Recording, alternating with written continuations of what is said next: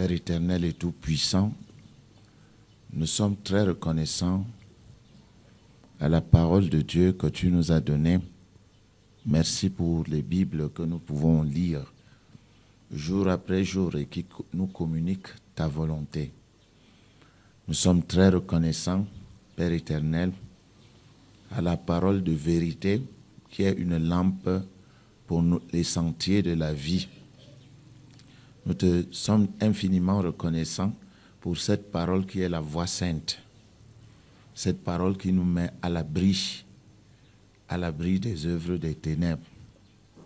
Grâce à toi, Père très bon, nous pouvons comprendre, voir les œuvres de l'adversaire. Merci pour la protection contre les manipulations. Merci parce que, en lisant ta Bible, nous avons la certitude de ne pas tomber entre les mains des enseignants véreux qui profitent des circonstances ou alors de l'ignorance pour enseigner des choses qui ne viennent pas de toi.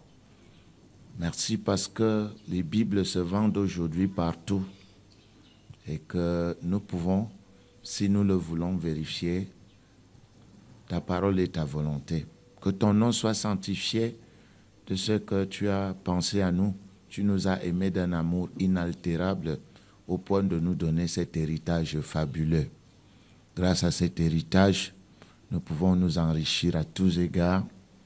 Grâce à cet héritage, nous pouvons être conduits en toute sainteté, dans la voie sainte, à l'abri des dangers, à l'abri de la mort.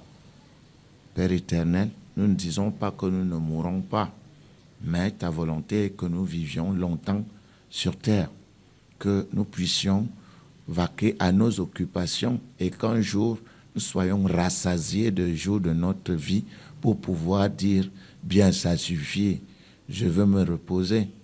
Et la plupart d'entre nous meurent sans avoir rien fait, et sont quelquefois insatisfaits au moment de la mort. Ils ont encore besoin de vivre pour résoudre les problèmes à la maison, les problèmes qu'ils n'ont pas pu mener à fin, les programmes qu'ils n'ont pas pu mener à bien. Mais ils meurent à cause de la désobéissance et du péché qui nous emballe et nous emporte irrémédiablement vers la tombe. Mais avec ta parole, marchant par la voie sainte, marchant à l'abri, Père éternel, des morsures du lion, nous avons la certitude de vivre longtemps. Nous pouvons atteindre les objectifs que nous nous sommes fixés.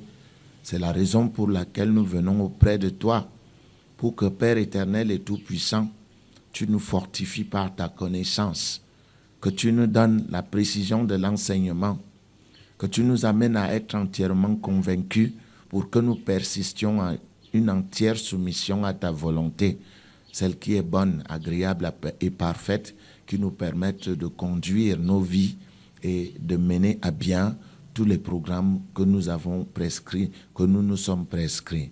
Donne gloire à ton nom, Papa Céleste, et nous te rendons grâce parce que tu vas nous amener de jour en jour, jour après jour, à mieux comprendre, à mieux asseoir la compréhension de la vérité dans notre cœur pour que par elle, nous puissions marcher d'une manière qui te soit entièrement agréable. Je te rends grâce pour la liturgie et de préparation et pour des chants qui ont plongé les uns et les autres dans la méditation. Les chants qui ont libéré l'entendement et l'intelligence. Merci parce que les cœurs sont prêts à recevoir. Nous voulons donc t'inviter, Père, à venir souper avec nous, selon qu'il est écrit, « Voici, je me tiens à la porte et je frappe. Si quelqu'un entend ma voix et ouvre, moi et le Père, nous viendrons à lui et nous souperons avec lui. » Nous disons, Père, viens souper avec nous. Que la rencontre aujourd'hui soit l'apothéose. Et que, Père éternel, la compréhension de ta parole soit évidente. Car nous avons la certitude que lorsque le malin, une personne écoute la parole du royaume et ne la comprend pas, le malin vient et enlève tout ce qui a été sémé dans son cœur. Qu'il n'en soit pas ainsi ce jour, C'est pour cela que nous te rendons grâce et te disons merci de cet accompagnement tout au long de cet échange. Nous avons prié au nom de Jésus-Christ. Amen. Amen. Dieu vous bénisse. Bien, nous nous asseyons, s'il vous plaît, en prenant le soin d'éteindre nos téléphones portables ou de les mettre sur vibreur pour éviter de perturber le culte. Nous allons donc à présent passer à une phase importante qui est la manifestation du Saint-Esprit. J'invite ici 4 prophètes à se lever pour nous donner 2 parler en langue avec interprétation, 2 parler en langue avec interprétation et 2 prophéties. Ce sont des moments pendant lesquels nous recevons les messages de Dieu ou de la part de Dieu pour notre édification.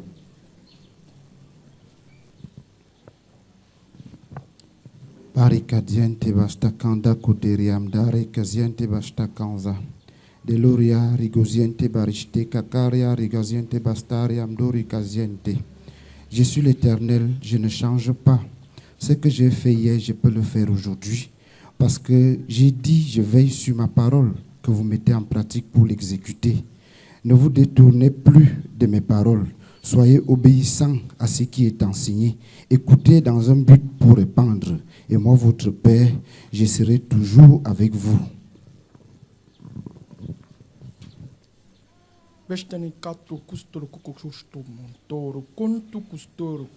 Pestini kistere festere melte kente castara mantara.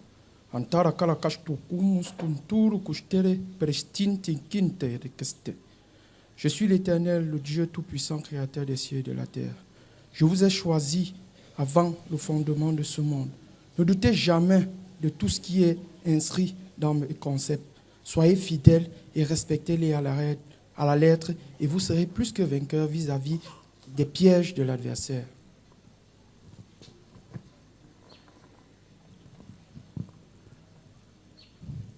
Je suis l'Éternel, le Dieu qui vous a choisi. J'ai mis mon esprit en vous et je vous ai donné ma parole. Elle est lumière, elle est comme un marteau qui brise le roc. Un feu, ne vous bornez pas à l'écouter. Mettez-la en pratique et elle détruira les œuvres de l'adversaire dans vos vies et vous serez plus que vainqueurs. Souvenez-vous que vous avez toutes choses par les accomplissements de Christ. Retournez à lui, accrochez-vous à lui, déposez vos fardeaux sur sa croix et toute victoire est vôtre. Je vous aime. Prière de remerciement sous pasteur Molo David. Père éternel, notre Dieu et notre Roi, nous te rendons grâce et nous te remercions pour la manifestation de ton esprit au milieu de nous, au travers, Père éternel, de ces messages et de ces prophéties. Nous te prions, Père, afin qu'au nom de notre Seigneur et Sauveur Jésus-Christ, que tu nous donnes la conviction, la volonté, le pouvoir, Père éternel, Dieu Tout-Puissant, de pouvoir mettre cette parole en pratique. Nous te prions, éternel, notre Dieu, notre Roi, afin que nous ne soyons pas des auditeurs oublieux, mais Père éternel, que tu nous donnes, mon Dieu, mon Roi, cette possibilité de nous rappeler de tes messages, afin que, Père, nous puissions marcher selon ta volonté. Merci, Père éternel, parce que tu nous bénis et que tu nous exauces au-delà de nos attentes. C'est au nom de Jésus-Christ que nous t'avons prié. Amen. Bien, nous allons à présent prendre la prière pour l'enseignement et elle sera dévolue à l'ancien Monsieur Nkwa. Éternel Dieu Tout-Puissant, toi le Créateur des cieux et de la terre, mon Dieu, mon Roi, toi le Père, notre Seigneur et Sauveur Jésus-Christ, nous te louons, nous te rendons grâce parce que c'est toi qui a permis que nous nous retrouvions ici pour écouter ta parole. Vers qui d'autre irions-nous, Seigneur, car tu as les paroles de la vie. Oui, mon Dieu, mon Roi, maintenant sur le fil de ce qui a été dit ici depuis ce matin, et principalement sur ce qui a été dit par le porteur de vision de cette Église éternelle, Dieu Tout-Puissant. Je te loue, éternel, je te rends grâce parce que tu permets, mon Dieu, mon Roi, que nous écoutions ta parole afin que nous puissions la mettre en pratique, mon Dieu, mon Roi. Oui, éternel Dieu, à l'image de Corneille, mon Dieu, mon Roi, toi-même, tu as mis dans ta maison, parmi tes ouvriers, des docteurs, mon Dieu, mon Roi, pour enseigner ta parole. Oui, éternel Dieu Tout-Puissant, permets donc, mon Dieu, mon Roi, que celui que tu as mis au-devant de nous pour nous enseigner cette parole, mon Dieu, soit directement inspiré de toi, afin que, mon Dieu, nous prodiguant, mon Dieu, mon roi, nous donnant les secrets de cette parole, nous puissions nous en approprier, Éternel, tel qu'il a été dit, afin que nous ne soyons pas des auditeurs oubliés, que nous la mettions en pratique, parce que ta parole est esprit et vie. Oui, mon Dieu, mon roi, afin que nous ne périssions point, parce que tu as dit que ton peuple périt faute de connaissance. Donne-nous donc d'acquérir cette connaissance, de nous en servir, Éternel, mon Dieu, mon roi, pour ta gloire et mon Dieu, mon roi, afin que nous nous portions de mieux en mieux. Père, je te loue donc et je te rends grâce parce que tu prends possession de cet environnement et que tu brises, mon Dieu, mon roi, tu anéantis tout esprit de sommeil, tout esprit de distraction, tout ce qui pourrait venir nuire, mon Dieu, mon roi, à la connaissance de ta parole, à, mon Dieu, mon roi, l'entendement de ta parole. Je te loue donc et je te rends grâce, Père, sur le nom puissant et miséricordieux de ton Fils et de notre Seigneur Jésus-Christ, que nous t'avons prié. Amen. Dans le livre de Luc chapitre 24 au verset 39, il est écrit: voyez mes mains, touchez-moi, c'est bien moi, un esprit n'a ni chair ni os. Ce qui veut dire que pour connaître le domaine spirituel, il va bien falloir que nous soyons enseignés sur les esprits. Révérend, vous allez donc vous lever, prendre la parole afin de nous dévoiler une fois de plus les œuvres de l'adversaire et de la manière avec laquelle il passe le temps à nous omnubiler la conscience. Christ en vous. Christ en vous. Je suis très reconnaissant à Dieu pour cette journée et pour l'enseignement que nous allons donner en ce jour. Nous croyons que cet enseignement va vous permettre de voir encore davantage l'adversaire. Parce qu'en fait, dans le cheminement de la vie, dans le vécu, il faut être capable de voir l'adversaire. Et aujourd'hui, la réussite de Satan réside dans le secret de ses agissements. Si les gens étaient capables de voir dans le secret de ses agissements, ils pourraient détruire les œuvres de l'adversaire et tenir ferme sur leur position dans des moments d'adversité. Mais malheureusement, les gens ne sont pas capables de voir. Et quand bien même on leur donne la capacité de voir, ils ne s'impliquent pas dans la recherche des voies et moyens qui pourraient les aider à mieux comprendre ou d'améliorer leur vécu quotidien. Vous noterez que la plupart des croyants qui viennent dans les églises restent toujours les mêmes. 5 ans, 10 ans, 15 ans après, ils restent toujours les mêmes. Et vous posez parfois la question, mais si les chrétiens, en quoi est-ce qu'ils diffèrent du non-chrétien? Ça, c'est important. Et depuis la semaine dernière, nous parlons du domaine de l'éducation, le domaine des esprits diaboliques et de l'éducation. En fait, c'est le domaine qui concerne la possession. Comment est-ce que les esprits diaboliques réussissent-ils à s'infiltrer dans les vies des hommes, à l'intérieur des hommes?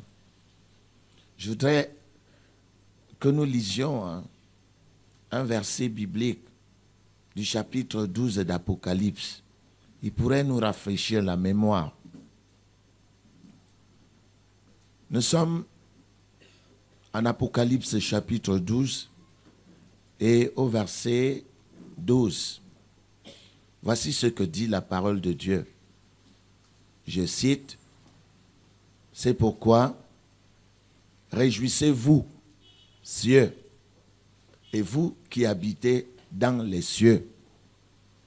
Malheur à la terre et à la mer, car le diable est descendu vers vous, animé d'une grande colère, sachant qu'il a peu de temps. » Fin de citation. Le diable est descendu vers vous. C'est encore une preuve des deux royaumes. Vous vous souvenez d'Apocalypse 12, verset 7. Il y eut guerre dans le ciel. Satan et ses anges, Michel et ses anges, autant pour moi, combattirent contre le dragon. Et le dragon combattit, mais ils ne furent pas des plus forts. Ils furent précipités sur la terre. Leur place ne fut plus trouvée au ciel. Ils sont descendus. Le tiers des anges du ciel, le tiers des étoiles sont descendus sur terre. Des êtres invisibles qui vivent sur terre, qui sont des milliards d'êtres invisibles et qui sont sous le commandement de leur chef, le commandant en chef, qui dirige toutes les opérations et le chaos systématique qu'on peut voir aujourd'hui dans le monde. Et Apocalypse 12 l'a dit il y a près de 2000 ans. Il a prédit ce que nous vivons aujourd'hui. Il dit, réjouissez-vous, cieux, et vous qui habitez dans les cieux, lesquels? Les deux tiers, vous vous souvenez, non? Malheur à la terre et à la mer, car le diable, diabolos, est descendu vers vous, animé de beaucoup de patience et de paix. Non. Animé de quoi? D'une grande colère. On met de l'emphase sur le mot colère. Grande colère, sachant qu'il a peu de temps. Notre adversaire, le diable, contrairement à nous les humains, perceptibles par les cinq sens, on peut nous voir, on peut nous toucher,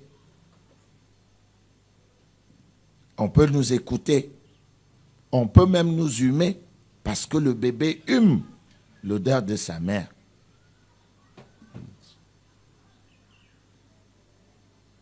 Contrairement à nous, notre adversaire est uniquement esprit. Et d'après les caractéristiques des esprits diaboliques dévoilées dans la Bible, nous pouvons rendre grâce à Dieu pour cela, parce que s'il ne l'avait pas fait, personne ne serait au courant de ces pouvoirs invisibles qui matraquent, criblent la création de Dieu. Ces esprits diaboliques sont dévoilés dans la Bible. Et à travers ce dévoilement, nous pouvons nous rendre à l'évidence qu'un esprit n'a ni chair ni os. Et que malgré ses apparences, quelquefois sous la forme gazeuse ou ectoplasmique, comme nous avons dit, l'esprit demeure généralement invisible. Et par conséquent, imperceptible au niveau des cinq sens. Imperceptible au niveau des cinq sens humains. Ça veut dire que les humains ne peuvent pas le saisir par leurs cinq sens. La vue, l'ouïe, l'odorat, le goût et le toucher. Si vous parlez même de ça dans un milieu académique, on se moque de vous. Les Blancs disent toujours, il faut le mettre dans une chemise de force. Il est fou. Il doit rencontrer le psychiatre. C'est ça. Le monde spirituel n'existe pas pour ces gens. Et Dieu l'a dit, encore une fois en Corinthiens 2, 15. Mais l'homme animal ne comprend pas les choses de l'Esprit de Dieu. Hein? L'homme animal, le psychikos, c'est-à-dire l'homme qui fonctionne avec l'âme, qui fonctionne avec la vue, lui, l'odorat, le goût et le toucher, ne comprend pas les choses de l'Esprit de Dieu parce qu'elles sont une folie pour lui. C'est spirituellement qu'on en juge. Les vérités du monde spirituel dépendent de l'esprit. Vous n'avez pas un esprit dans votre corps, vous ne pouvez rien comprendre du monde des esprits. connaissance des sens du monde dépend des 5 sens. Mais la connaissance spirituelle ne dépend pas des 5 sens. Elle est folie pour quiconque fonctionne uniquement par ses sens. Voilà pourquoi nous disons qu'il nous vient dans la question de savoir comment le commun des mortels, limité à la compréhension de ce qui est matériel et démontrable, pourrait-il faire face à l'adversité d'un être invisible et vraisemblablement rusé. Comment? Donc, c'est donc à cette question que nous nous proposons de répondre tout au long de cette étude, laquelle va s'articuler autour des plus grandes portes à travers lesquelles l'adversaire, le diable, se moule dans le corps humain pour diriger le monde. Nous avons enseigné dernièrement qu'un esprit a besoin d'un corps pour agir. Ce qui est né de la chair est chair. Ce qui est né de l'esprit est esprit. Sachez donc désormais que vous êtes des potentiels pions de Lucifer. Satan ne peut pas vous gifler. Il a besoin d'une main pour vous gifler.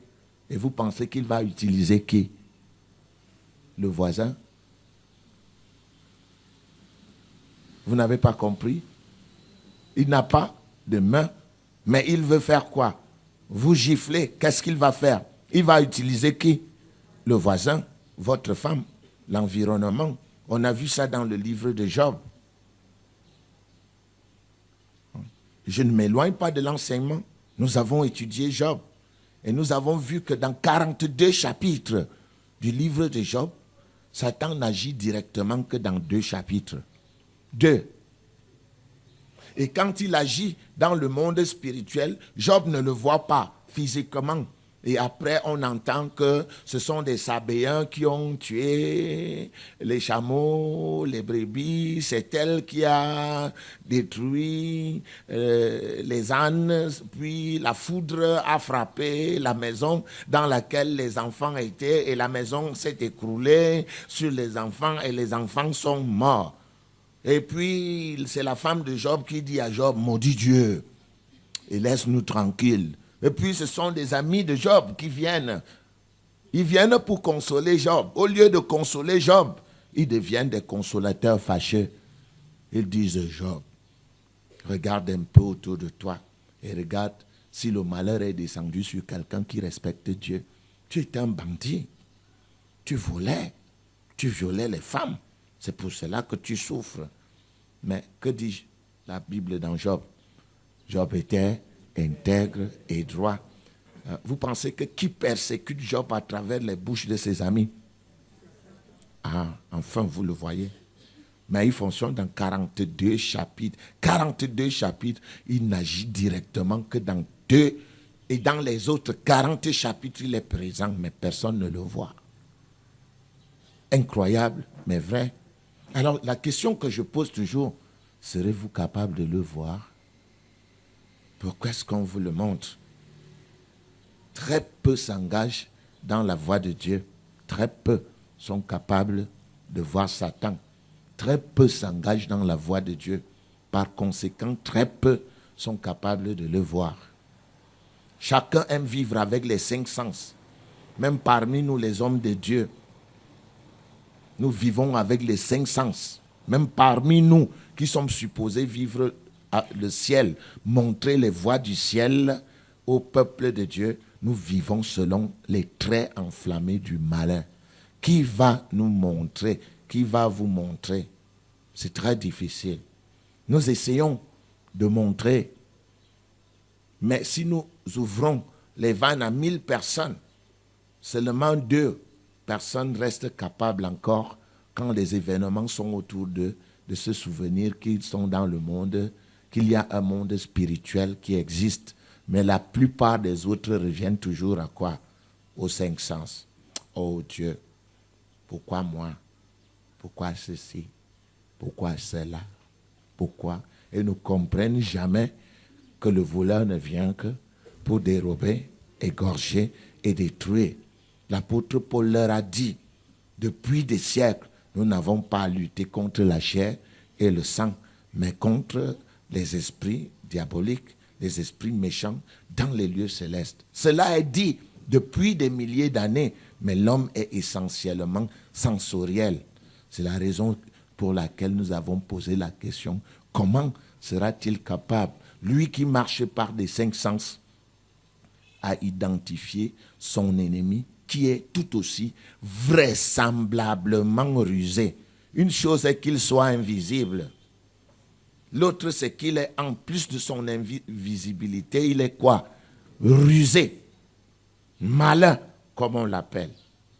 Ah, donc nous avons dit que nous allons passer par les grandes portes au travers desquelles l'adversaire se moule dans les corps humains pour diriger le monde.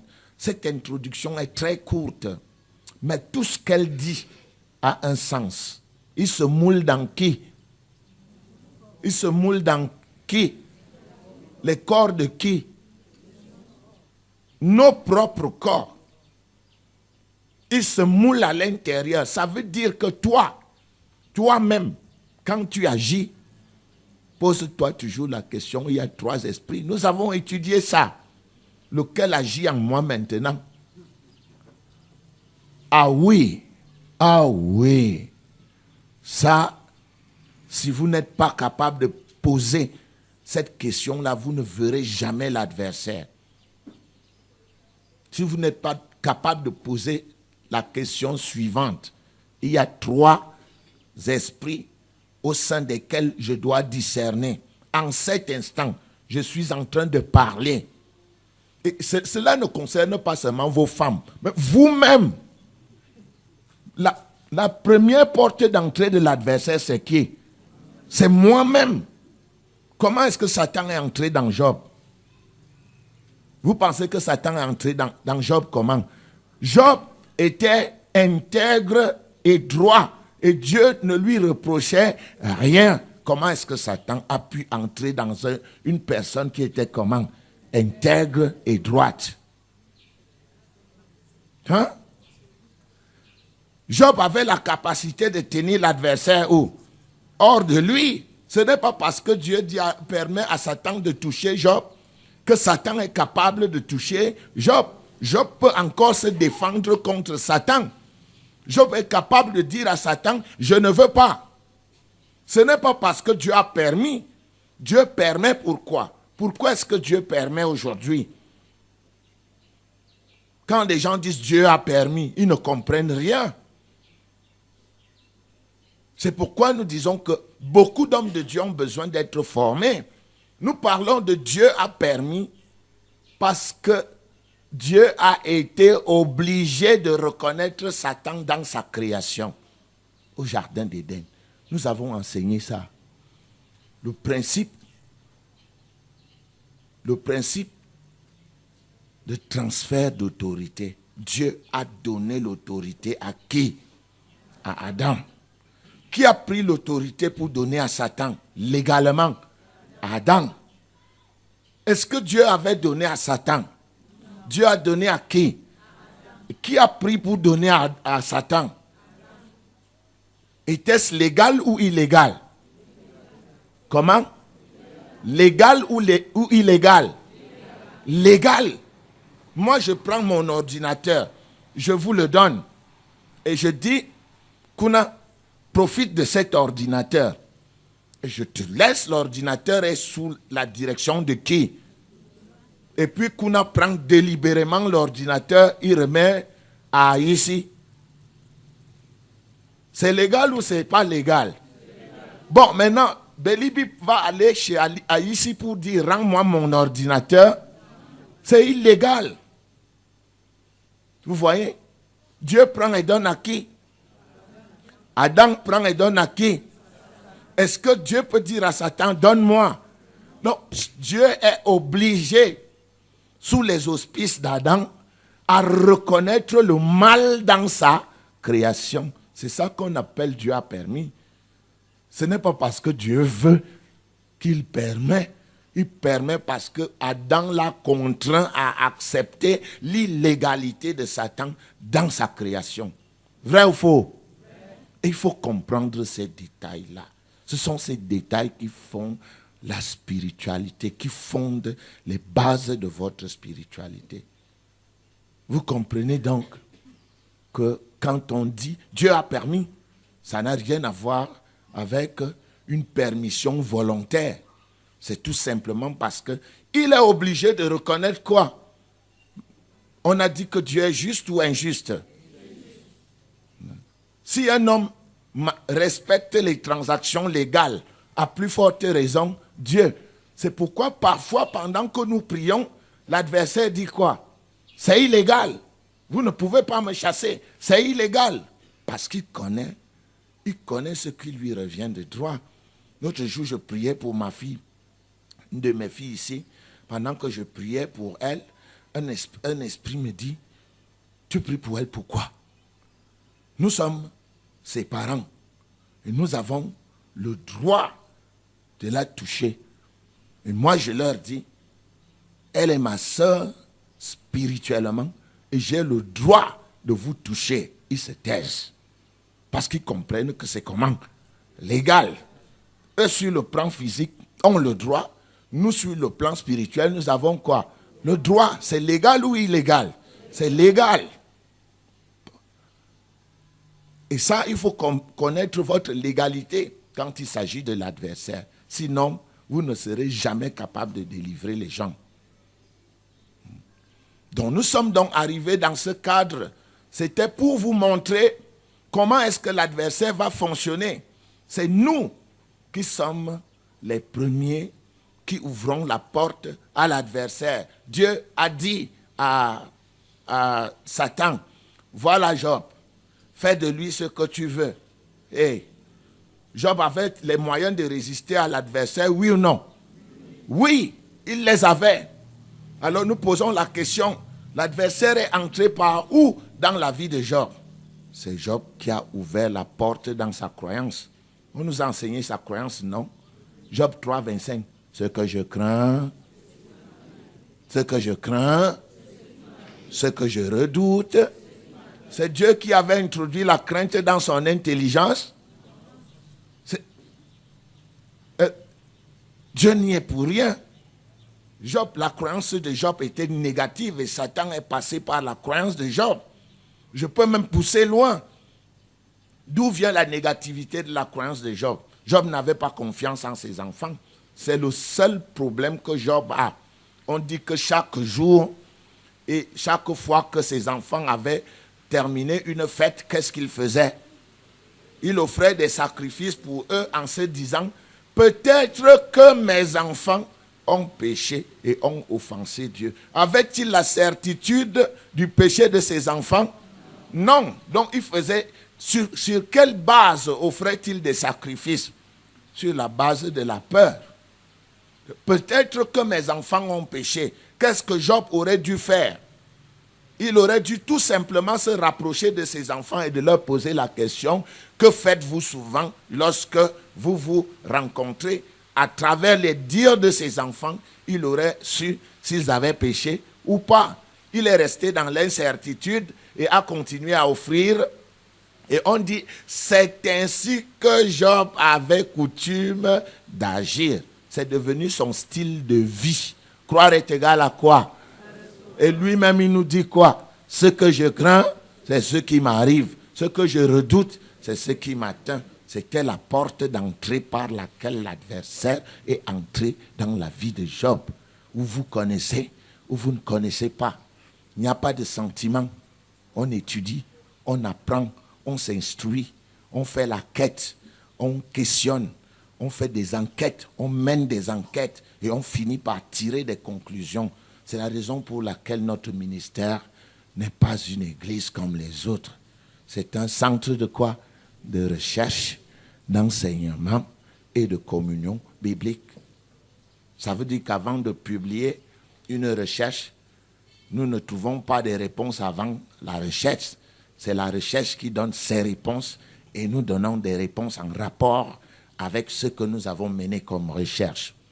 Ça, ce n'est pas une discrétion en rapport avec cet enseignement. Nous avons posé la question. Une simple phrase, c'était quoi? Comment est-ce que l'adversaire se moule dans quoi? Dans les hommes, dans nous, dans les êtres humains pour diriger le monde. Partant du principe des caractéristiques des esprits diaboliques qui dit que ce qui est né de la chair est, et ce qui est né de l'esprit est. La chair ne peut pas faire ce que l'esprit fait, et l'esprit ne peut pas faire ce que la chair fait. Si Satan veut agir dans le monde, il doit passer par la chair, parce que le monde fonctionne à travers la chair. Et maintenant, donc, chers frères, vous pensez que quel est le lien entre les esprits diaboliques et l'intelligence humaine? En mathématiques, on appelle ça une intersection. Deux droites qui se rencontrent quelque part dans un point P. Ce point I est le point intersection des deux droites qui se rencontrent. Où est-ce que les esprits diaboliques et l'intelligence se rencontrent? Où? Où? Parlez fort. Dans la pensée. Dans la pensée. C'est le point d'intersection entre l'intelligence et les esprits. Vous savez bien que les esprits veulent agir dans le monde, n'est-ce pas? Et pour agir, ils vivent où?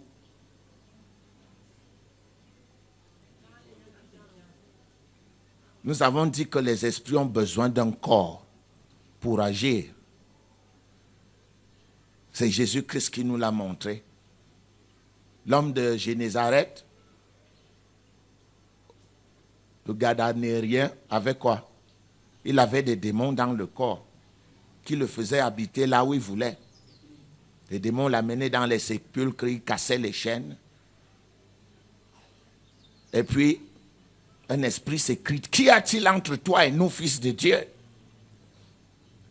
Ça veut dire qu'il parle en se servant des cordes vocales de ceux dans lesquels ils habitent. Et Jésus lui pose la question, qui es-tu? Qu'est-ce qu'il dit à Jésus? Je suis légion. Et il négocie. Si tu me chasses, si tu nous chasses, permets-nous d'entrer dans les pourceaux. Ça veut dire quoi? Mais analysez. C'est qu'ils se contentent aussi bien de quoi? Des corps des animaux. Leur place à prédilection, c'est le corps de qui? Des humains. Mais lorsque les choses sont devenues dures, parce qu'un esprit ne veut pas sortir d'un corps, il travaille d'arrache-pied pendant des années pour entrer dans le corps. Et quand il a trouvé sa maison, il ne la quittera jamais plus, uniquement à la mort. Et puis subitement,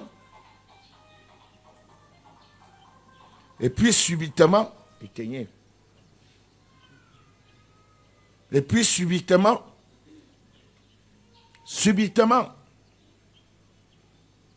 un individu vient les déloger de leur habitation pour laquelle ils ont eu à souffrir des années durant pour entrer. Ils négocient. Si tu nous chasses, vraiment, permets-nous d'entrer dans les animaux. Ça veut dire que la magie noire fonctionne aussi bien avec des humains qu'avec quoi? Des animaux. Je ne vais pas rentrer dans beaucoup de détails aujourd'hui parce que nous sommes dans le détail de la pensée. Et le détail de la pensée, c'est le détail de l'éducation. Ce détail est important. Mais si j'élague d'autres sphères, c'est pour vous permettre de mieux comprendre. Pour vous permettre de mieux comprendre. Vous ne saurez jamais qu'un esprit est en vous. Et c'est ça le secret des agissements de Satan. Plusieurs ont fait 10 ans, 15 ans, 20 ans, 30 ans étant malades et n'ont jamais su que leur maladie dérivait de quoi? D'un esprit qui les tenait en otage. Nous les avons vus Ils ont tenu comme ça dans la Bible la fille d'Israël qui était courbée pendant des années, qui est délivrée dans le livre de Luc.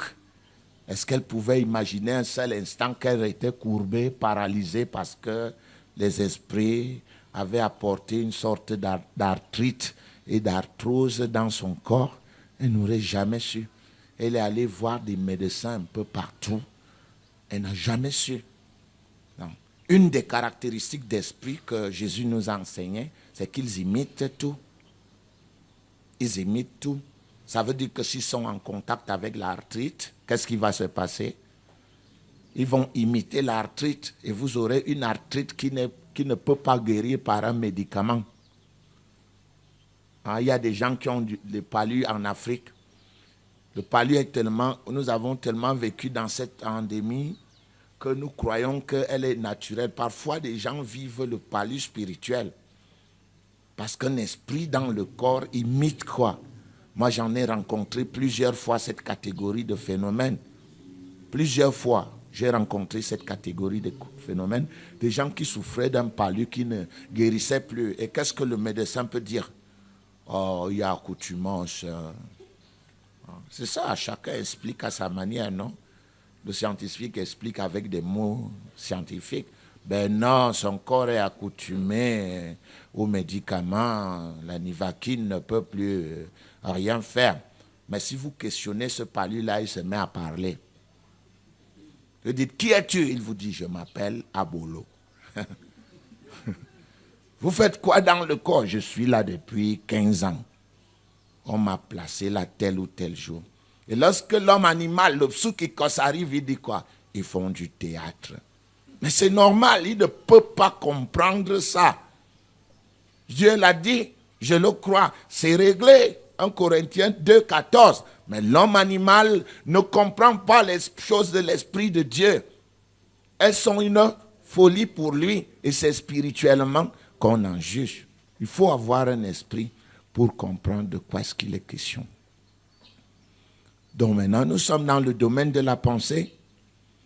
Et vous voyez, quand on s'intéresse à l'archange Lucifer et à son univers spirituel, le monde et les mécanismes de la pensée deviennent le champ à travers lequel on peut découvrir de très grandes vérités.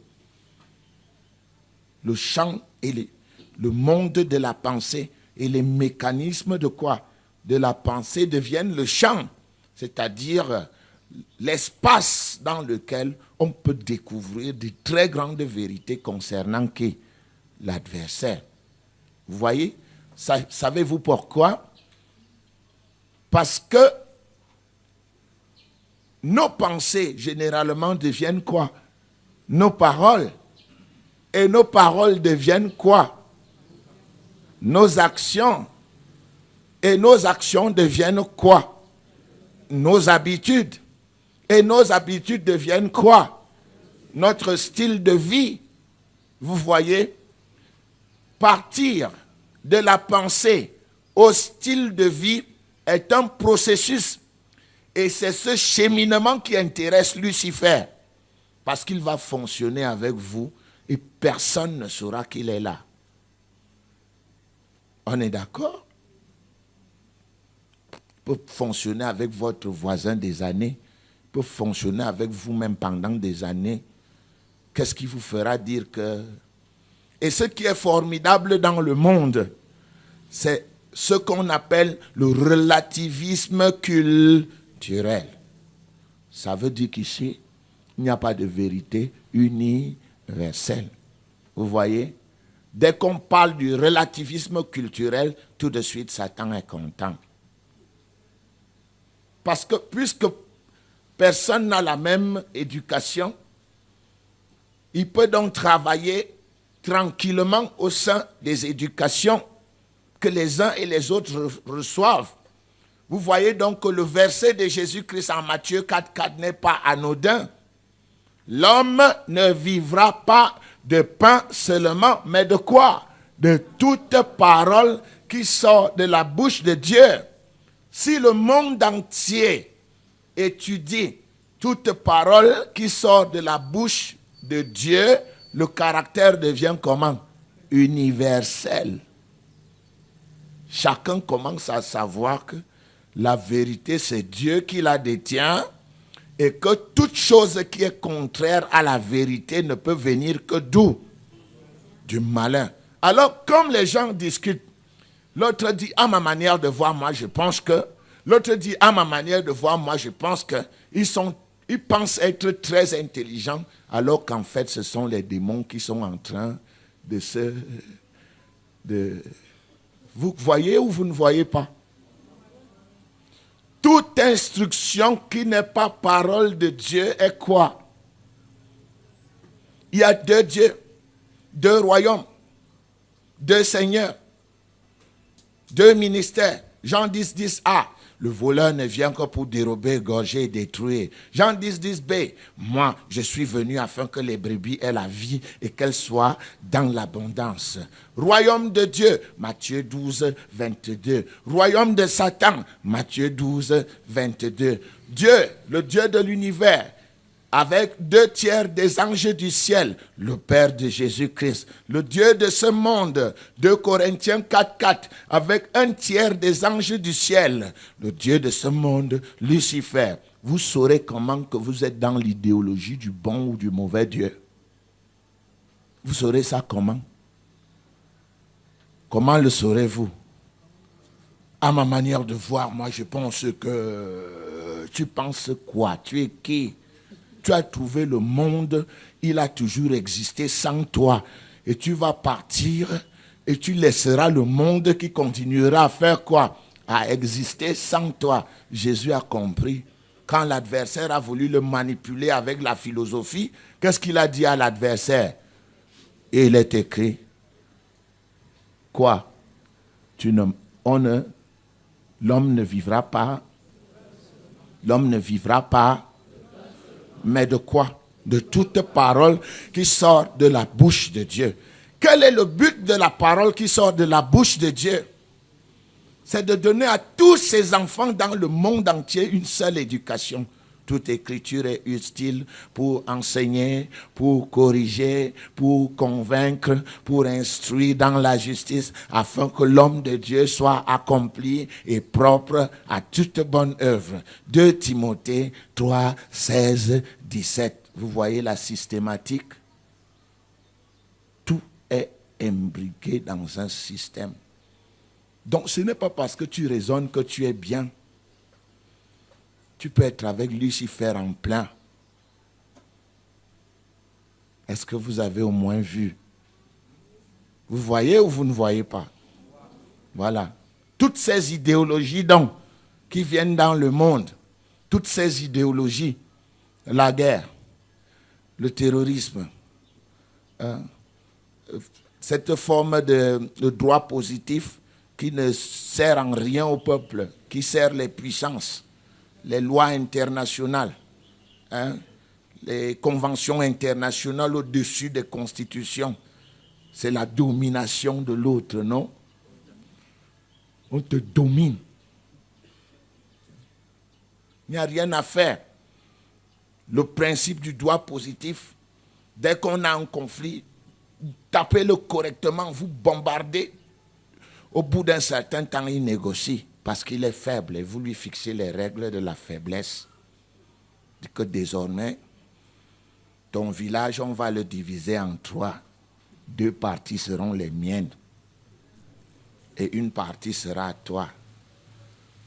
Je te montre. Moi, je ne suis pas un spécialiste du droit. Je ne suis pas un spécialiste. Je te montre à travers la parole de Dieu comment l'adversaire travaille. Et tu ne peux pas me dire le contraire parce que je détiens le point de vue de qui? De Dieu. Tu ne peux pas me dire le contraire.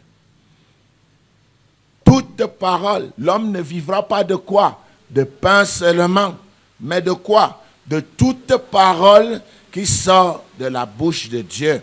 Voilà pourquoi Satan s'intéresse à l'éducation. Parce que nous sommes ce que nous sommes à cause de quoi? À cause de ce qui nous a été enseigné. Si je suis positif, c'est parce que j'ai reçu un enseignement comment? Positif. Si je suis négatif et belliqueux, j'aime la guerre, j'aime la bataille, c'est parce que j'ai reçu un enseignement comment? Basé sur la bataille. Regardez, même dans les tribus camerounaises, on dit que les Étones ont combien de minutes de folie? Pourquoi? Pourquoi cette idée-là est entrée? Parce que tout ce qu'on a rencontré chez les Étones, pendant qu'ils s'exprimaient, c'était quoi? Je vais te battre. Je vais te battre. Parce que l'éducation au sein de sa société est fondée sur quoi? La force. Le gars va en brousse, il coupe un demi-arbre, il porte ça sur l'épaule. Quand les femmes voient dire, le garçon a encore tout son sang dans le corps. C'est en base de ça que les femmes t'aiment et te choisissent. Tu vas chez le Bassa, tu entends quoi? Non. Mais non, loué. Je te tue maintenant. L'éducation passe par quoi? Par la machette. On fait des duels avec quoi? La machette. Nous sommes ce que nous sommes à cause de quoi? À cause de ce qui nous a été comment? Vous commencez à voir l'adversaire. Il tape à la base de l'éducation de Dieu. Ça ne sert à rien. Tu as étudié quoi, théologie, ça vaut quoi? Moi, je suis juriste. Moi, je suis philosophe. Je suis sociologue. Et ça sonne bien, hein? Psychologue. Moi, j'étudie la tête. Ah, moi, je suis médecin. Moi, je suis docteur en médecine. Ah oui, ça fait plaisir. Nous ne sommes pas contre ça. Mais l'adversaire a montré que les études de la parole de Dieu ne sont rien. Voilà. Et comme elles ne sont rien, personne ne s'occupe de ça. Ils fonctionnent bien. Dans qui? Vous pensez qu'ils fonctionnent dans qui? Dans qui est le courage? Dans nous-mêmes. C'est pourquoi on a parlé de l'intersection entre les esprits diaboliques et quoi?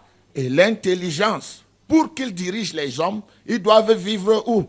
Dans l'intelligence et dicter aux hommes leurs pensées, leurs idéologies. Maintenant, le rapport est clair. C'est dans les pensées que ces esprits bougent. On dit c'est un grand penseur. Mais il décriait la religion. Grand par rapport à quoi? Il a découvert quoi? Les lois qui gèrent le monde. Et quoi d'autre? Ces lois étaient déjà là. Il a juste eu quoi? Le privilège de les découvrir et de les exposer parce qu'elles sont déjà là depuis la fondation du monde. S'ils sont grands, qu'ils créent. On est d'accord? Vous voyez donc que l'adversaire avait raison au jardin d'Éden. Lorsqu'il dit, vous serez comme quoi? Des dieux connaissant le bien et le mal. Il ne voulait pas de l'idéologie divine. Il ne voulait pas une éducation unique et universelle. Il voulait diviser pour mieux régner. Comme on dit, dividere per meglio regnare. Diviser pour mieux régner. Si tu n'as pas la parole de Dieu, c'est quoi la vérité? Si tu n'as pas la parole de Dieu, c'est quoi la vérité? La vérité devient la vérité de l'endroit où tu vis. C'est seulement Dieu qui peut te dire que ça c'est bon, ça c'est mauvais. Mais puisque la parole de Dieu, l'enseignement de Dieu ne te sert à rien, tu es donc noyé où? Dans l'adversaire, sans le savoir. C'est lui qui te pousse. Il y a des gens, même à l'église, du matin au soir, ils sont là pour persécuter les autres. Les pensées de la tête sont toujours diaboliques. Les paroles qui sortent de leur bouche sont toujours pour calomnier, toujours pour critiquer. Vous voyez? Et ils semblent être de très grands hommes de Dieu. Et comment? Et ils ont même de l'audience et de l'auditoire, mais ils n'en demeurent pas moins que leur bouche. Satan se sert de quoi? De leur bouche. Et leur cœur est plein de quoi? de rapine. C'est ça. Voilà pourquoi Dieu et Satan s'intéressent particulièrement à l'éducation de l'homme. Je vous l'ai montré la semaine dernière. Je vous ai montré que l'intelligence est comme un vase transparent. Et nous avons parlé des 4 parties de l'intelligence, telles que définies dans la Bible. La psyché, l'âme, qui loge quoi? La nous, intelligence totale comme un bocal transparent. À l'intérieur, il y a phronema, qui sont les pensées, comme la fumée qui est dans la cuisine. Les pensées, les multiples pensées qui passent dans l'intelligence. Et au fond, il y a un organe qu'on appelle le cœur. C'est aussi une partie de l'intelligence, mais là où les choses les plus précieuses de votre vie sont déposées. Maintenant, si dans ta tête, tu as passé ton temps avec « je suis malade », mais je veux tuer le type là. Vraiment, il faut que je l'anéantisse. La 4e partie de l'intelligence va prendre quelle partie? Il faut que je l'anéantisse. Et votre bouche va dire quoi? Il faut que je l'anéantisse. Parce que si la bouche ne parle pas, on ne peut pas savoir ce qui est à l'intérieur. Et l'action qui va suivre sera quoi? Là, je peux te tuer, hein? La machette. Cette action qui va suivre. Et comme le cœur est plongé dans « je veux te tuer, je veux te tuer, je veux te tuer », les habitudes deviennent quoi? Je veux te tuer. Et le style de vie devient quoi? Je veux te tuer. Waouh! Vous avez vu? C'est pourquoi quand on vous dit « lisez la parole », ça c'est à un petit niveau élémentaire. Personne ne comprend pas quand on commence avec ça, sur le plan didactique, sur le plan de l'enseignement. Lisez la parole.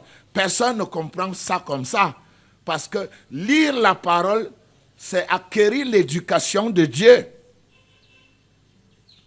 Lire la parole, c'est savoir le permis de Dieu et le non-permis de Dieu. Lire la parole. Ne pas lire la parole, c'est rester dans l'idéologie de l'autre. Vous ne connaissez rien de ce que Dieu veut. Et l'autre vous manipule. L'autre dit, c'est pas bien. L'autre dit, ben, la vérité est relative. Hein? Est-ce qu'elle n'est pas relative? Vous serez comment?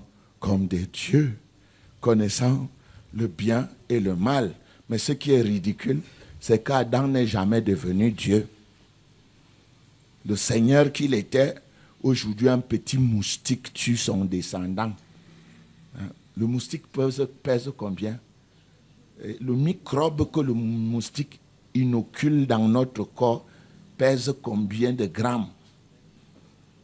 Pour qu'il soit capable de tuer quelqu'un qui a 120 kilos, quelqu'un qui a 70 kilos, un petit virus de rien du tout l'anéantit comme si de rien n'était.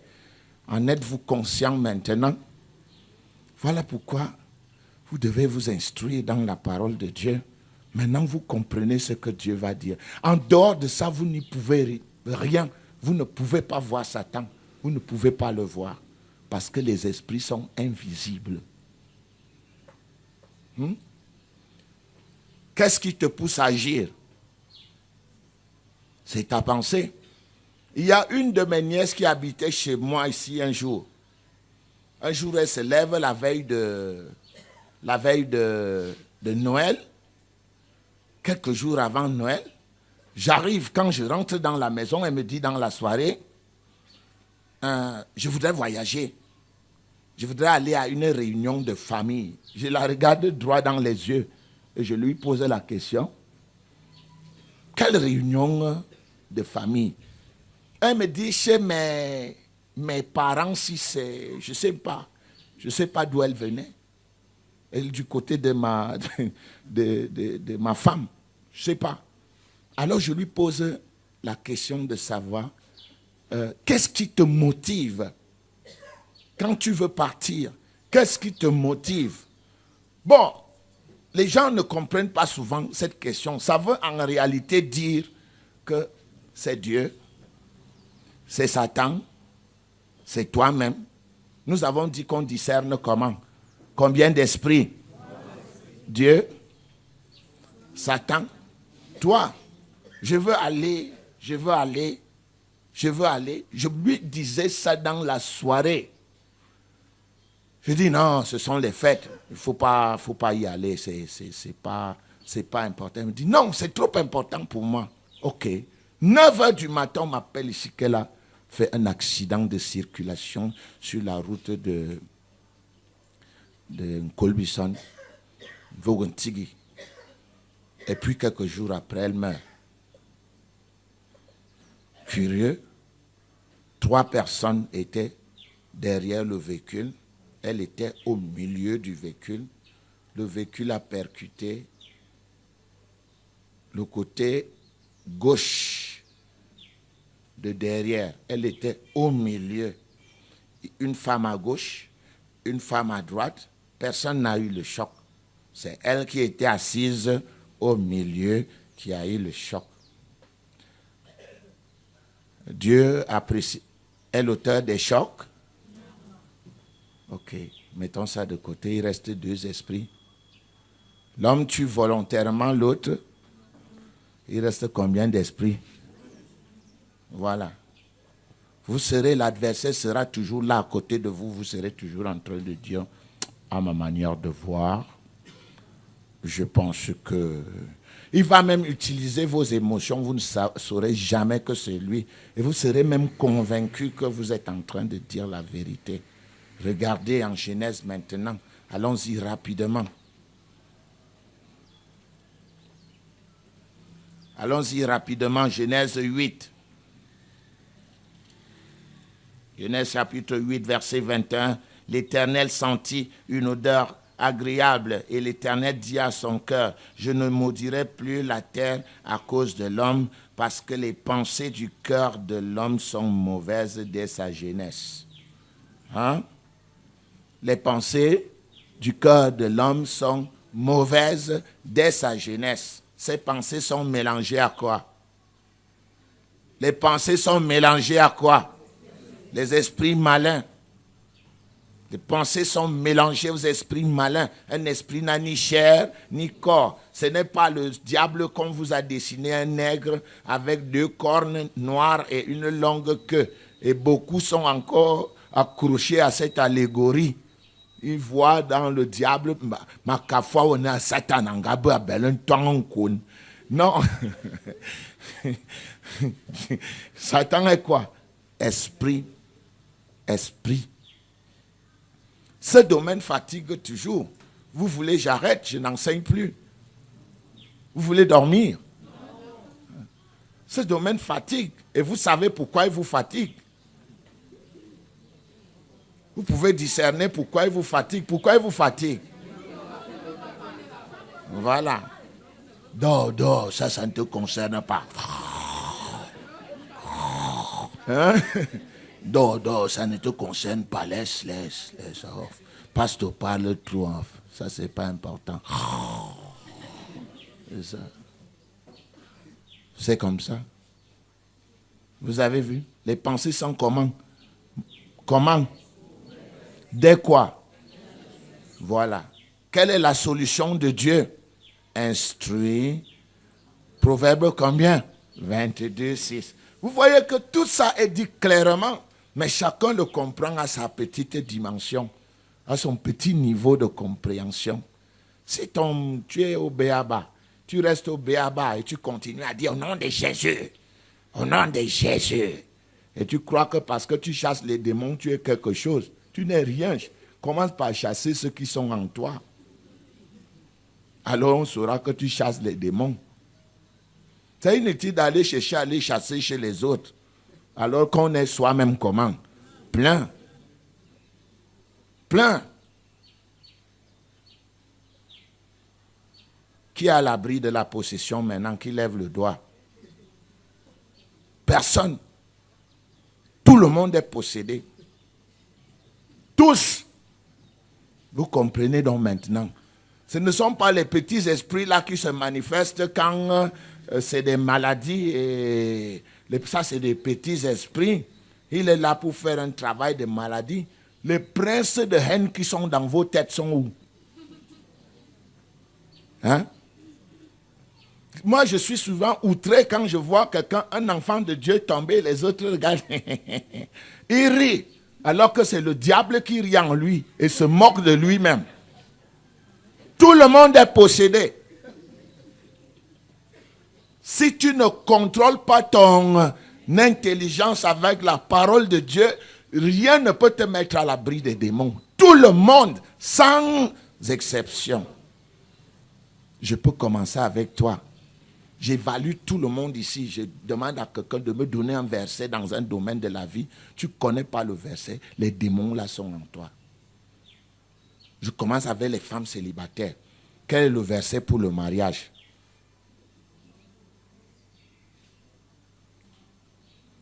Il n'est pas bon que l'homme soit seul.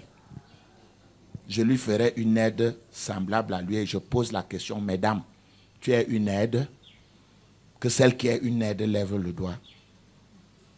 C'est ça qu'on dit. On dit ça quand il n'y a pas l'autre à côté de toi. On dit ça quand il n'y a personne là. Quand vous dormez avec quelqu'un 2 jours, tu dis oui, il dit non. Tu dis non, il dit oui. Alors vous êtes encore des aides. C'est des histoires. Il n'y a pas d'aide parmi vous. Laissez-nous tranquille. Tranquille. Aide veut dire patience. Aide veut dire connaître son partenaire. Aide veut dire conseillère, une forte conseillère. Parce que c'est elle, quand l'autre est dans ses dédales, c'est elle qui dit quoi? Attention, tu es en train de déconner, mon ami. La parole de Dieu dit que, elles sont combien qui la connaissent là? Levez le doigt. Voyez le nombre de doigts baissés. C'est dans ça qu'on dit l'honnêteté. Tu t'évalues toi-même devant la barre de Dieu. On dit, Monsieur Belibé, oui, présent, Papa Dieu, tenez-vous, regardez vous-même votre vie. On passe la scène, ouang. Coupable, non coupable, père coupable. On passe la scène, ouang. Coupable ou non coupable, tu dis quoi? Coupable. Finalement, Jésus te pose la question, pourquoi juges-tu ton frère? Pourquoi vois-tu la paille qui est dans l'œil de ton frère et ne vois-tu pas la poutre qui est dans ton œil? Voilà donc. Maintenant, c'est le haut niveau. Le haut niveau de la spiritualité. Le petit est encore au nom de Jésus. Au nom de Jésus. Au nom de Jésus. Au nom de Jésus. On a vu des démons sortir et on a cru qu'on était quelque chose. Le sommet, le summum de la spiritualité, c'est d'être capable de dire, cette action, je l'ai menée à bien, selon les règles établies par Dieu. Tant que tu n'atteins pas ce niveau-là, les démons te manipulent quand ils veulent. C'est bon ou c'est pas bon? Voilà pourquoi il faut être tolérant. Nous ne sommes pas tolérants pour rien. Certains ont cru que la tolérance était une faiblesse, un signe de faiblesse. C'est impossible. Dirigez le nombre que vous êtes. Mon ami, les gens qui sont venus, l'autre a 10 000 démons. Moi-même, j'ai 10 000. L'autre a 10 000. L'autre a 10 000. Et il faut finir par faire quoi? Gérer tout ce monde, chacun avec amour, avec patience. Faites ça, je vais vous décorer. Faites ça, je vais vous décorer. Dieu lui-même au ciel va faire quoi? Il va vous décorer. Si tu n'es pas là, ta soutane là ne sert à rien. Je dis ça à tous les hommes de Dieu. Ta soutane ne sert à rien. Tu es un petit bandit comme les autres. L'enseignement sur les esprits diaboliques est tellement fort qu'il touche tout le monde, sans exception. Quelle est l'intersection entre les esprits diaboliques et l'intelligence des hommes? C'est quoi?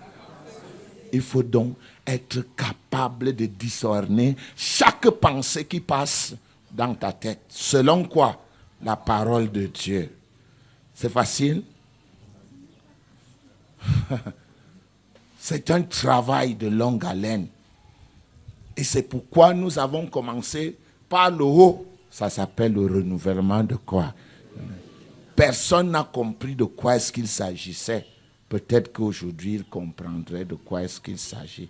Dieu veut que ses enfants aient tous une même éducation. Que ses enfants lisent sa parole. Que ses enfants s'abreuvent à la source de sa patience, à la source de son amour, à la source de sa connaissance, à la source de sa dignité, à la source de sa justice. Que tu introduises ça dans ton intelligence tous les jours, matin, midi, soir, au coucher. C'est ce qui est écrit dans le livre de Josué 1:8. Que ce livre de la loi ne s'éloigne point de ta bouche, médite-le jour et nuit pour agir fidèlement selon tout ce qui est écrit. C'est alors que tu auras quoi? Du succès. Mamma mia. On travaille la parole comme on travaille les maths. Je crois que maintenant vous voyez un peu la petite connaissance que j'ai de la parole. Vous commencez peut-être à la voir. Ça se travaille comme les maths. Ça se travaille comme la physique. En fait, Dieu, en créant l'homme, en formant l'homme, en faisant l'homme, s'attendait à ce que l'homme fasse quoi? Nourrisse son intelligence avec sa parole. Mais l'adversaire a dit, ta parole, zéro marmite. Ils vont étudier dans mes écoles. On dit, docteur en philosophie. Ah, il est sage, hein? Il a beaucoup de sagesse. Par rapport à quoi? Il sait manipuler les autres. Et puis quoi? Et puis quoi? Il est géographe. Oh! Mais le gars est fort, hein? C'est un historien agrégé d'histoire. Tu connais faire quoi sinon de raconter les histoires? Tu vois comment l'adversaire a amené les gens à être imbus de ce qui est normal. Si tu ne connais pas l'histoire, tu es quoi? Tu es qui? L'adversaire a amené les gens à devenir orgueilleux parce qu'ils connaissent les mathématiques. Ils se tiennent sur un tribord, un tableau. Il dit X plus machin, truc, je vais comme ça, l'hypoténuse a fait que c'est A carré plus double X, V, Y, et machin. Et puis quoi? Et puis quoi? Tu es peut-être bon pour faire voyager les fusées, mais toi-même, ta vie voyage où? Hein? Tu es peut-être très bon pour fabriquer des armes qui tuent les autres. Et ta vie fait quoi? On t'ovationne parce que tu as créé des armes qui tuent les autres. On t'ovationne parce que tu as fabriqué l'avion. Tu fabriques l'oiseau si tu es grand. Vous voyez? Voilà pourquoi l'Ecclésiaste dit que tout est quoi? Vanité. Ce qui aurait dû nous permettre de mieux vivre entre nous, de nous aimer, de moins nous détester. La parole de Dieu qui aurait permis que les esprits fuient nos intelligences, que nous soyons en paix, que nous soyons capables d'aimer nos frères, capables de les soutenir, nous l'avons mis où? Vous les trouvez même quand quelqu'un commence, Platon a dit que, dès que vous voulez citer Jésus, il dit, moi je ne pense pas que ce soit... en fait, quand je lis la Bible, je ne retiens pas ces choses-là. Hein. Je prends l'idée, sans toi tu appelles la parole de Dieu ces choses. Où est ta parole? Elle est où, la tienne? Voilà. C'est donc comme ça que Satan a réussi à éloigner les gens de Dieu. Alors que Jésus dit quoi? L'homme ne vivra pas de pain seulement, mais de toute parole qui sort de la bouche de Dieu. Vous avez vu, les pensées de l'homme sont mauvaises dès son enfance. Et Dieu s'attend à ce que, en Proverbe 22, 6, qu'on fasse quoi? Instruis l'enfant selon la voie qu'il doit suivre. Et quand il sera vieux, il ne s'en détournera pas. Éphésiens 6. Dieu te parle encore au niveau de l'instruction. Éphésiens 6. Qu'est-ce qu'il dit? Éphésiens chapitre 6. Verset 4. Et vous, pères, n'irritez pas vos enfants, mais élevez-les en les corrigeant, en les instruisant selon le Seigneur. Vous avez vu? Selon quoi? Selon les maths, selon la littérature française, la littérature africaine. C'est ça? Non. Selon le Seigneur. Pourquoi? Parce que la voie du Seigneur est la voie sainte. Dans cette voie, il n'y a pas de danger. Quand tu suis les enseignements du Seigneur et que tu marches dans cette voie, le lion ne te dévore pas. Quand tu marches, les anges sont autour de toi et t'arrachent du danger parce que c'est la voie sainte, la voie qui fait fuir les démons. Mais tu n'as jamais été élevé selon cette voie. Ta tête est pleine de quoi? Et il y a quoi dans ta tête? Regarde ce que Dieu dit. Je te montre. Éphésiens 4, 17. Voici donc ce que je dis et ce que je déclare dans le Seigneur. C'est que vous ne devez plus marcher comme les païens qui marchent comment? Selon la vanité de leurs pensées. Ils marchent selon les doctrines des démons. C'est bien dit là, c'est propre. Mais moi, je le dis tel que ça devrait être dit, non? Hein? Qui marche selon quoi? Les doctrines des démons. Ah, déteste le type là. C'est lui qui t'a volé, non? Déteste le dis donc. Les histoires de Dieu là. Laissons la Bible de côté, ne me parle pas de ça maintenant. Quand on veut parler des choses du monde, laissez votre Dieu là de côté. On règle les affaires du monde avec les principes du monde. Tu veux battre les Américains avec leurs propres armes? Tu veux battre les Russes avec leurs propres armes? Autant ils fabriquent leurs armes, et autant ils fabriquent les antidotes de leurs armes. Tu veux battre Satan avec les armes de Satan? Ridicule. C'est la raison pour laquelle on nous a donné les armes de Dieu. Parce que les armes avec lesquelles nous combattons n'ont rien à voir avec celles de l'ennemi. Et c'est de cela qu'il est question. Mesdames et messieurs, vous voyez qu'aujourd'hui, quand on veut sortir du joug de l'adversaire, il faut connaître comment l'adversaire fonctionne. Toi, tu travailles avec l'adversaire jour après jour et tu n'as même pas un seul verset de lumière dans ta tête. Tu vas faire comment pour t'en sortir? Tu n'y peux rien. Quelle est l'intersection entre les esprits diaboliques et l'intelligence de l'homme? La pensée. Est-ce que ta pensée est celle de Dieu? Ta pensée, la pensée de ton inculturation, de ta socialisation. Tu as étudié où? Tes parents avaient quelle éducation?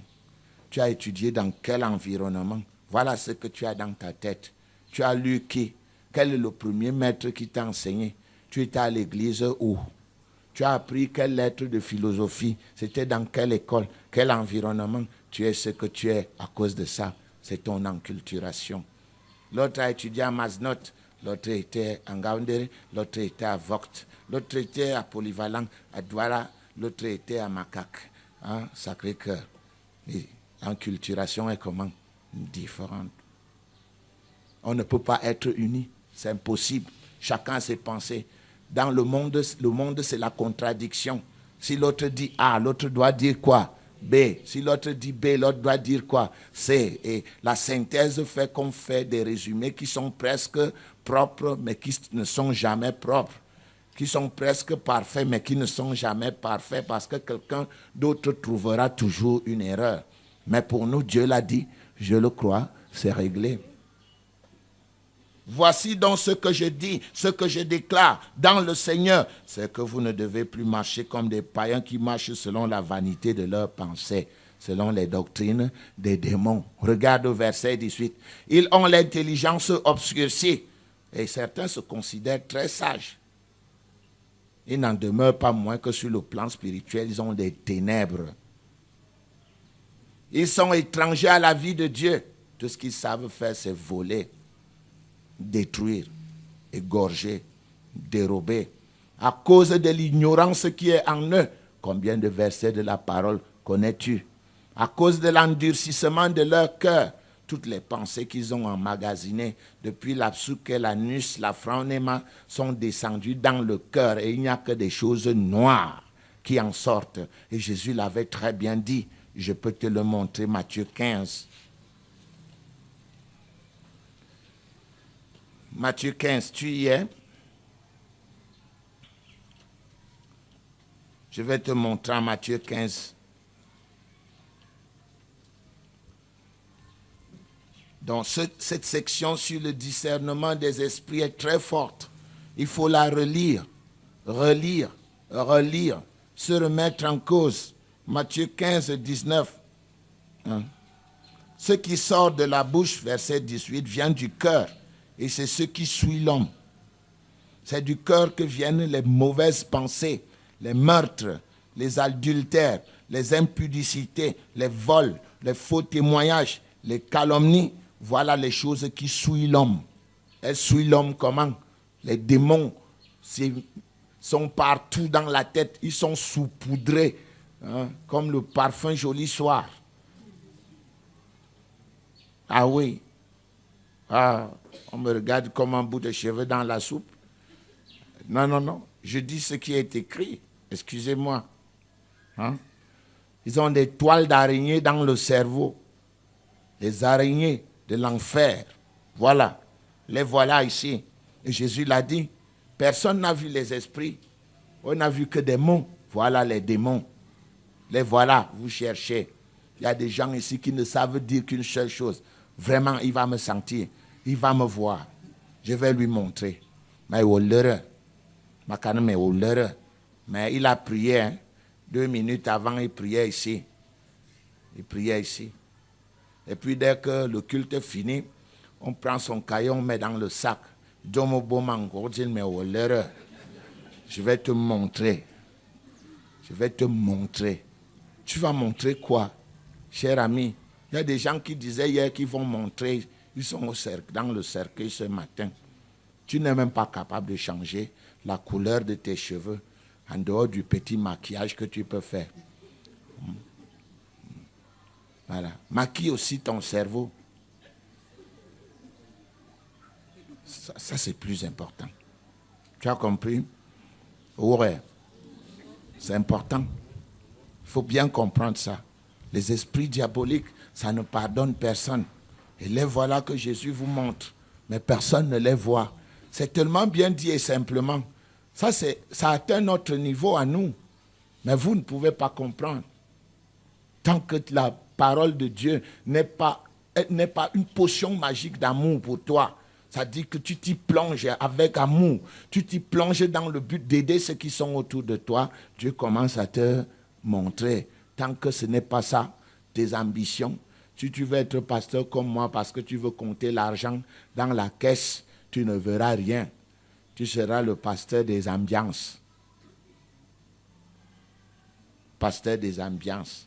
Et il y en a beaucoup qui sont maintenant là dehors, ils viennent me chercher pour aller inaugurer leurs églises. Je ne viendrai pas. Je ne viendrai pas. Allez leur dire. Mais qui sort. Donc, est-ce que tu as compris? Tu as compris? Le cœur. Ton cœur ressemble à quoi? Encore une fois, on va reprendre la même formule. Quelle est l'intersection entre les esprits diaboliques et ton intelligence? Les pensées. Je vous ai dit l'autre jour que chaque esprit qui entre dans le corps, quel que soit l'endroit où on l'a envoyé, il passe d'abord par quoi? L'intelligence sous forme d'une pensée. Sous forme d'une pensée. Et il y a beaucoup de gens ici qui écoutent des pensées qui ne sont pas les leurs. Vrai ou faux? Tu es assise. Les maris de nuit vous parlent souvent.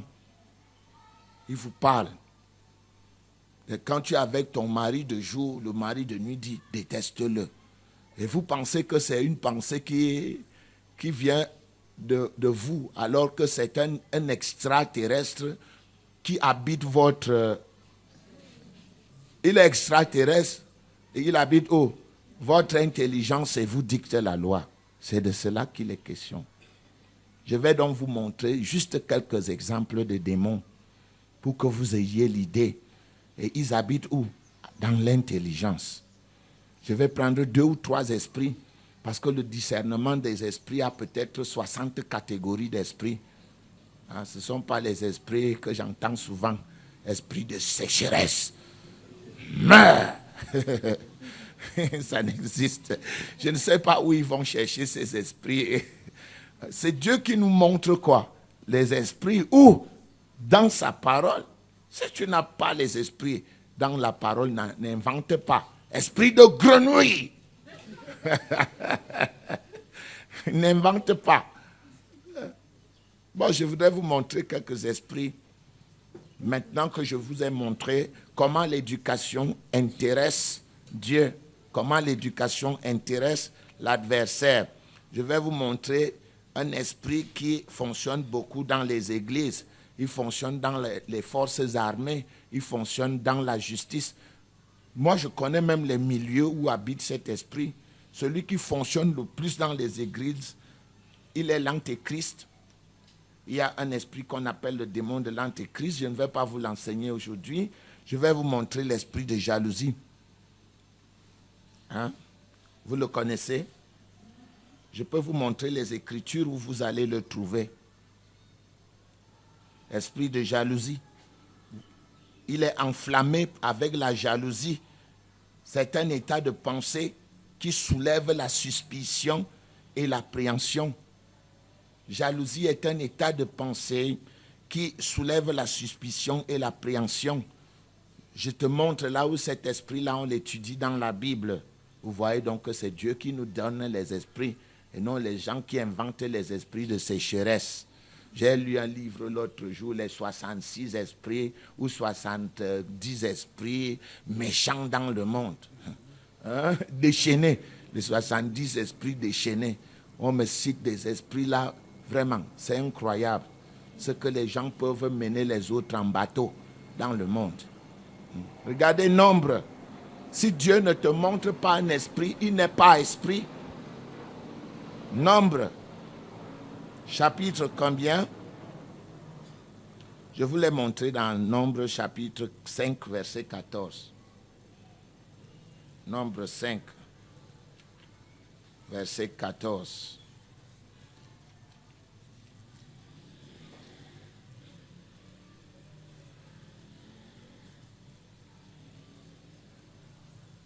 Verset 14. Et si le mari est saisi d'un esprit de jalousie, donc quoi? Qui nous montre que jalousie est un esprit? C'est Dieu. Ce n'est pas aux hommes d'inventer les esprits. Si son mari est saisi d'un esprit de jalousie et a des soupçons sur sa femme qui s'est souillée, ou bien s'il est saisi d'un esprit de jalousie et a des soupçons sur sa femme qui ne s'est point souillée. Bon, la suite, je voulais juste vous montrer. Jalousie habite où? Il habite où? Dans l'intelligence. C'est dans ta tête, ne va pas le chercher dans le foyer. Tu le cherches dans le foyer, pourquoi? On a dit que les esprits habitent où? Ils aiment habiter où? Répétez. Où? Dans les hommes. Et où? Voilà les 2 endroits où ils aiment. Les autres, c'est dans des buts spécifiques. Ils habitent les masques pour qu'on les adore. Ils habitent les crucifixes dans vos églises parce que les gens se mettent à genoux. Dès que tu te mets à genoux devant quelque chose que Dieu, qui n'est pas sous la gouverne de Dieu, cette chose-là commence à attirer quoi? Des esprits. Ça, tu peux vérifier ça en Nombre. En Exode 20, tu peux 20, verset 1, tu peux regarder tout, vous tous qui allez mettre les fleurs là, dans des statues. Vous adorez les statues, vous allez mettre des fleurs sur des statues et vous appelez les statues avec des noms des saints. Foufou Maria. Vous les portez. Je vous montre. Attendez. Si vous doutez, je vous montre. Attendez. Nombre. Exode 20. Ça, on vérifie. Nous sommes dans l'esprit de jalousie, mais pour vous montrer que ce que je dis est vrai. Voici. Alors, verset 1. Dieu prononça toutes ces paroles en disant, « Je suis l'Éternel, ton Dieu, qui t'ai fait sortir du pays d'Égypte, de la maison de servitude. Tu n'auras pas d'autre Dieu devant ma face. Tu ne te feras point des images taillées. » Quoi? Ni de représentation quelconque des choses qui sont en haut dans les cieux, qui sont en bas sur la terre et qui sont dans les eaux plus bas que la terre. Tu ne te prosterneras point devant elles. Vous vous prosternez où? Tous les dimanches. Hein? Quand on traverse là, il y a là un carrefour là qu'on appelle 3 statues. On trouve qui là? Regardez la suite.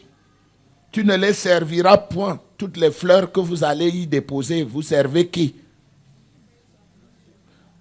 J'ai posé la question. Vous servez qui? Vous dites non, ce n'est pas vraiment la statue que je vois. Je vois la personne qui est derrière la statue. Tu as vu qui? C'est un démon qui est derrière la statue. Tu ne les serviras point, car moi, l'Éternel, ton Dieu, je suis un Dieu jaloux. Je suis quoi? Qui punit l'iniquité des pères sur les enfants jusqu'à la 3e et jusqu'à la 4e génération de ceux qui me haïssent. Voilà, je te montre l'autre. Jérémie 10. Vas-y rapidement, mon frère. Jérémie 10. Afin que nul n'en ignore. Et après, si vous voulez me manger, mangez-moi. J'ai déjà d'abord montré. Jérémie 10. Appelons du révérend Bélibi, critique. C'est moi qui critique. Si je ne critique pas, qui va critiquer? C'est en critiquant qu'on dévoile quoi? L'erreur. Ah, le révérend aime critiquer. Je critique quoi? Je suis un enseignant. Je montre authentique et quoi? Contrefaçon. Tant pis pour vous. Jérémie 10, 3. Les coutumes des peuples ne sont que vanité. Regardez, on vous montre comment vous fabriquez vos choses. On coupe le bois dans la forêt. La main de l'ouvrier le travaille avec la hache. On l'embellit avec de l'argent et de l'or. On le fixe avec des clous et des marteaux pour qu'il ne branle pas. Ces dieux, ils sont qui? Ces dieux sont comme une colonne massive et ils ne parlent point. Hein? Vous les avez vus parler, n'est-ce pas? Quand vous les portez souvent là, vous dites Na Maria. Et puis il dit quoi? C'est bien mes enfants chanter. On les porte parce qu'ils ne peuvent marcher. Ne les craignez pas, car ils ne sauraient faire aucun mal et ils sont incapables de faire du bien.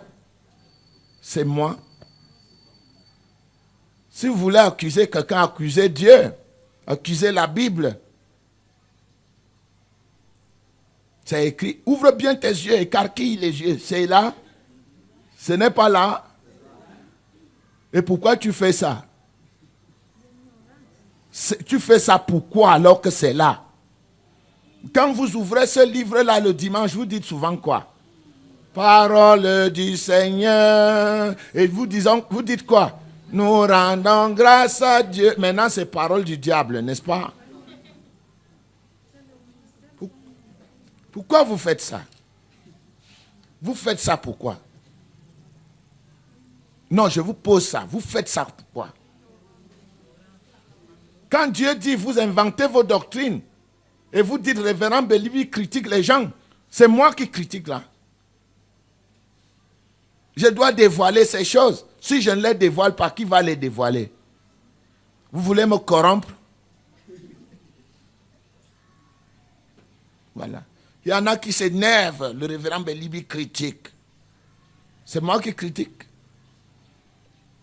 Allez voir votre esprit de jalousie. Voyez-le d'abord. C'est un esprit vraiment puissant. Jalousie et envie et émulation, c'est 3 démons. Un s'appelle envie. Ouais, je vais être comme pasteur. Ce n'est pas mauvais, mais passe par la voie normale. Toi, tu vas être comme pasteur en 2 jours, tu vas vendre ta mère.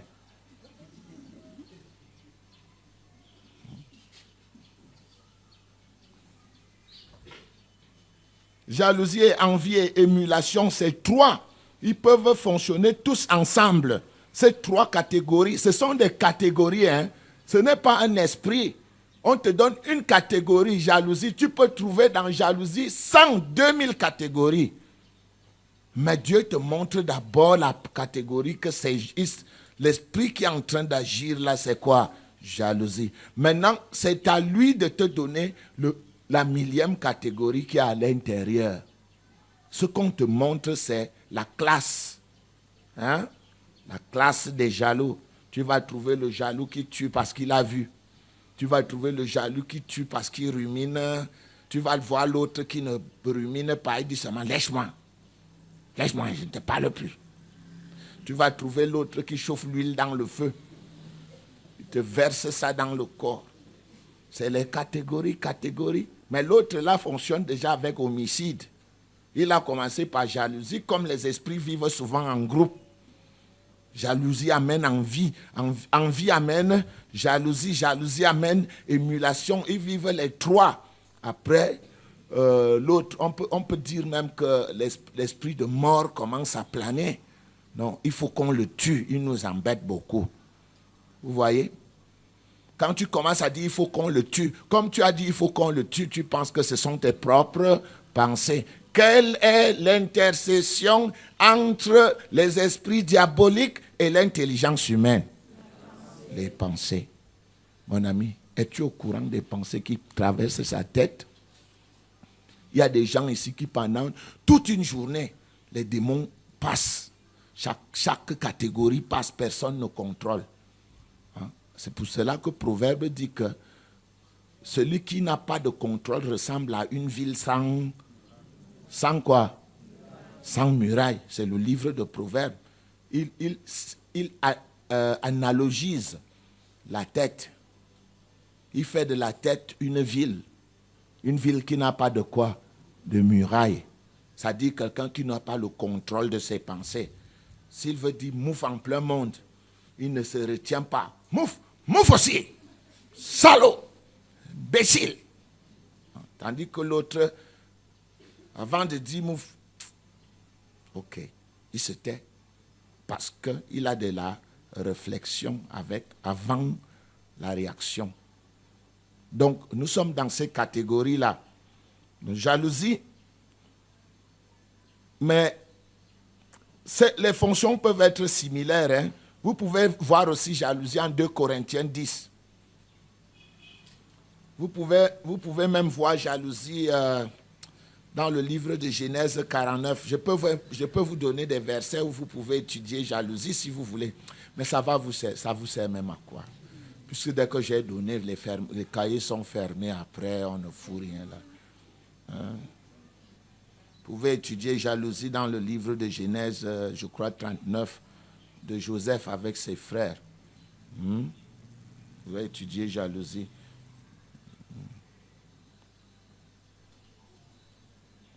Vous avez vu 2 Corinthiens 10, 12? Jalousie se compare toujours aux autres. Je vois souvent ça ici. Je vois des gens très sérieux qui entrent. Ils sont tranquilles, mais dès qu'on dit témoignage, mon Dieu, les démarches changent. Mais comment vous riez? Moi, j'observe. Je ne suis pas comme vous. Vous demandez, pasteur, tu vois les esprits comment? Vous n'observez pas.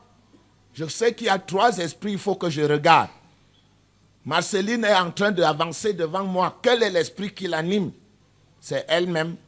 C'est Dieu. C'est le diable. Si Marceline, quand elle avance devant moi, elle avance comme ceci. Je la connais. Elle avance comme ceci.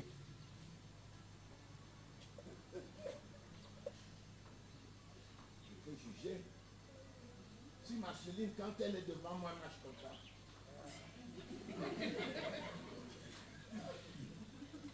Ah, vous êtes ignorant. Vous ne regardez rien, vous n'écoutez rien. Les esprits sont devant vous, vous ne voyez rien. Vous voulez voir quoi? Vous voulez être des pasteurs. Vous ne voyez rien.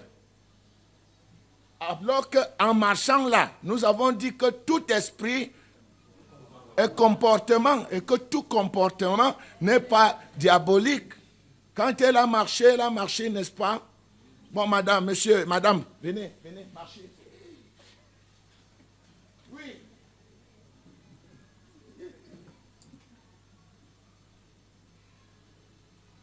Allez, vous là. Vous qui l'avez vu marcher, elle, c'est Satan ou c'est Dieu? Alors, comment vous avez fait pour savoir que c'est elle? Vous ne pouvez pas expliquer ça. Vous savez que c'est elle. Madame, marchez comme vous marchez souvent quand vous voyez le show qui vous plaît.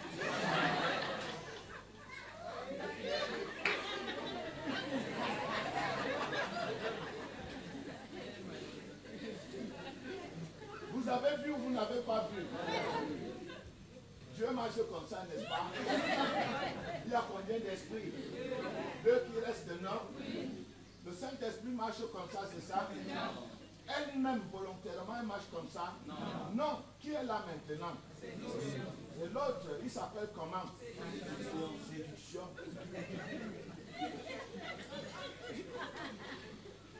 Vous voulez quoi? Vous voulez qu'on vous enseigne quoi?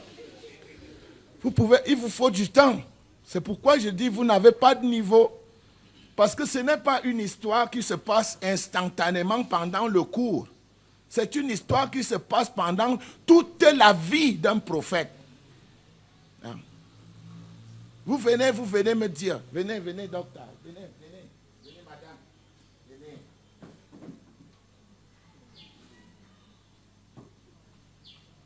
Bonjour. C'est elle? C'est elle ou ce n'est pas elle? Ah. Bon, maintenant, parlez comme vous me parlez souvent quand vous voulez m'épater. Je vois tout.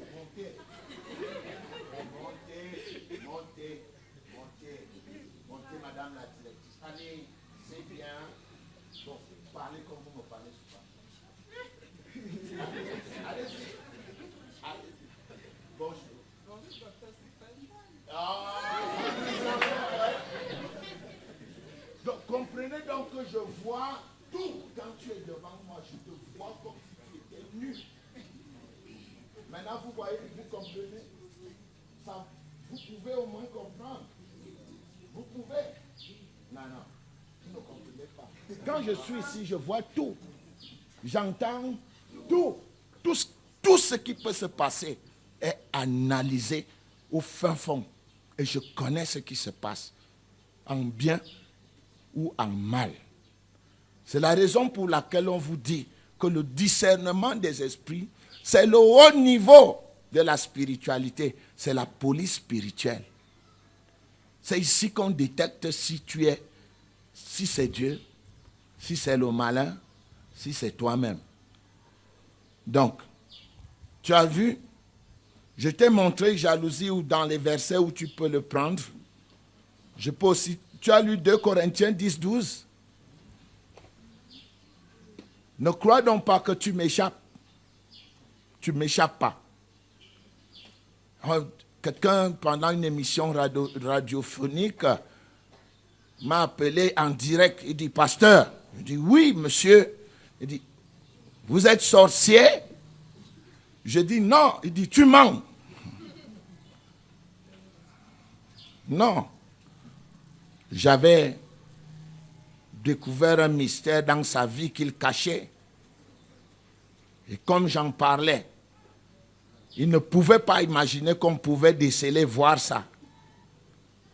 Il a trouvé que j'étais un sorcier. Mais moi, je connais le discernement des esprits. Je le connais. J'y ai passé ma vie entière. J'ai 55 ans. Si vous enlevez 19 ans à 55 ans, vous allez voir pendant combien d'années j'étudie la parole de Dieu. 2 Corinthiens 10, 12. Ça disait quoi? Nous n'osons pas nous égaler ou nous comparer à quelques-uns de ceux qui se recommandent eux-mêmes, mais en se mesurant à leur propre mesure et en se comparant à eux-mêmes, ils manquent d'intelligence. C'est quel esprit? Jalousie, rivalité ambitieuse. Voici ce que rivalité dit à la police. Un petit comme ça, il me parle. Un yeah. C'est comme ça qu'il parle dans l'armée. C'est comme ça qu'il parle au palais de justice. Dès que quelqu'un se lève et dit, ah, yeah, je connais le démon qui est en lui, je connais. Vous n'avez plus rien à me dire, je connais. J'ai étudié le démon dans la parole de Dieu et je sais dans quel champ il opère. Le tout n'est pas de l'étudier, il faut savoir dans quel champ il opère. Dans le champ artistique, il opère avec le meurtre. Jalousie dans le champ artistique, on peut vous empoisonner parce que vous chantez bien. On peut vous empoisonner parce que vous êtes un bon journaliste. On peut vous empoisonner parce que vous faites ce que les autres ne font pas. C'est le champ artistique. Alors quand j'arrive dans ce champ, puisque je connais les démons qui opèrent là-bas, je prends mes dispositions parce que Dieu a voulu que je sache ce qui se passe dans ce champ-là. Voilà pourquoi nous opérons le discernement des esprits pour connaître ce qui se passe. Et ici, nous ne sommes jamais en paix dans notre ministère. L'adversaire ne nous aime pas. Il opère avec tout le monde, avec les responsables comme avec les petits. C'est vrai qu'avec les petits, il ne peut rien faire. Parce que les petits n'entraînent pas du monde. Mais si c'est parmi les responsables vont toujours entraîner les gens avec eux dans leur sédition. Alors rien ne m'échappe. C'est un démon qui est dans le milieu religieux, où les gens veulent paraître, jalousie, rivalité, il est là. Bon, vous voyez donc, je peux vous donner quelques livres, hein. Allez l'étudier. Les livres dans lesquels cet esprit existe. Hein?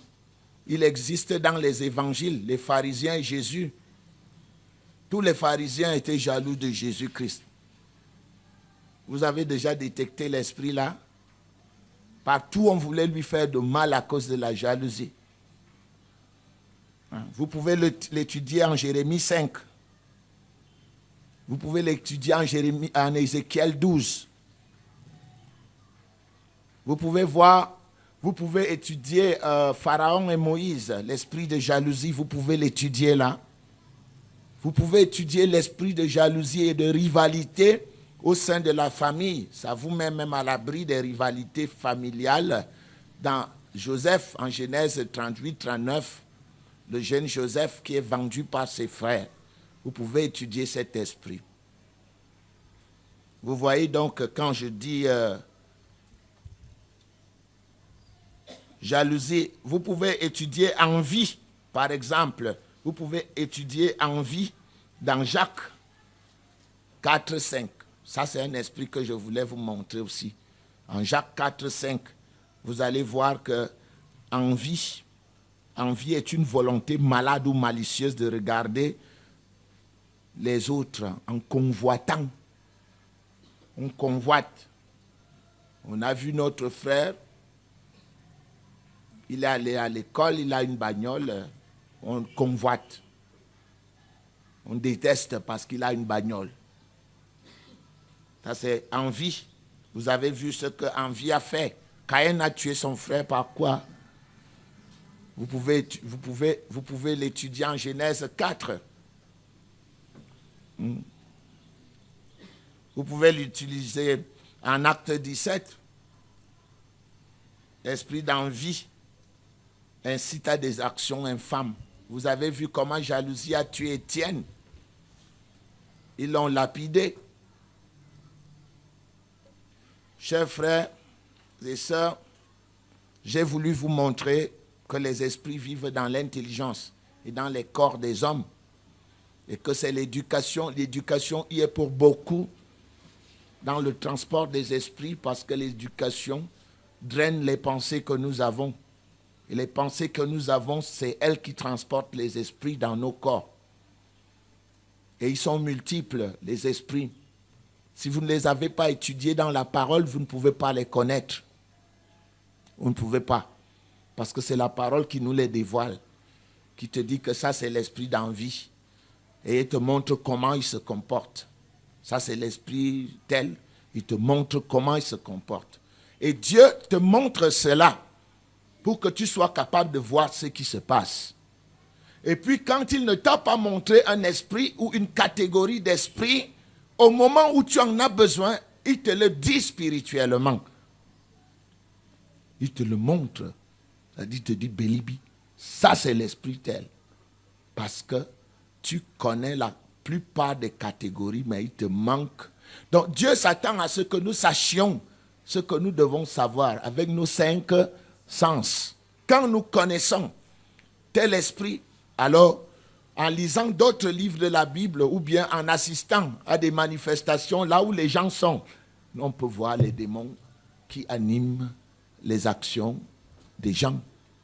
On peut voir dans son bureau l'esprit qui anime son patron.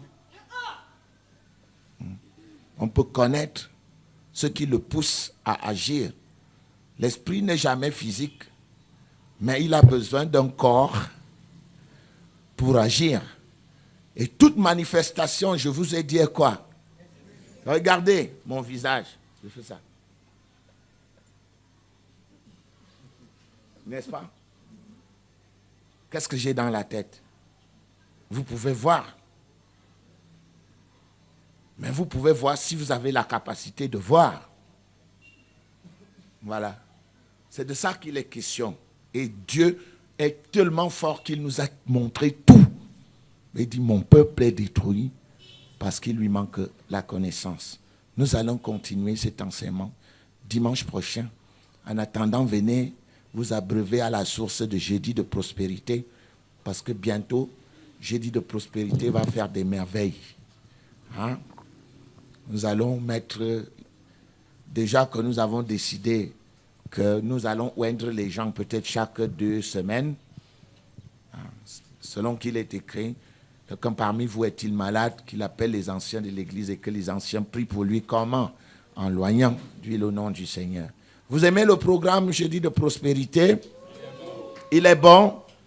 S'il est bon, faites du bruit alors. Bien. Est-ce que vous aimez le programme sur le discernement des esprits? Il permet de voir. Que Dieu vous bénisse alors, au nom de Jésus-Christ.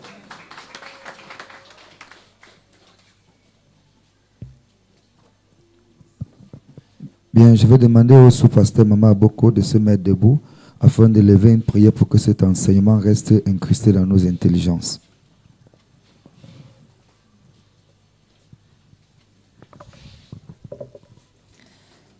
Éternel, notre Dieu, notre Père, nous voulons te rendre grâce ce matin pour ta parole que tu nous as fait connaître.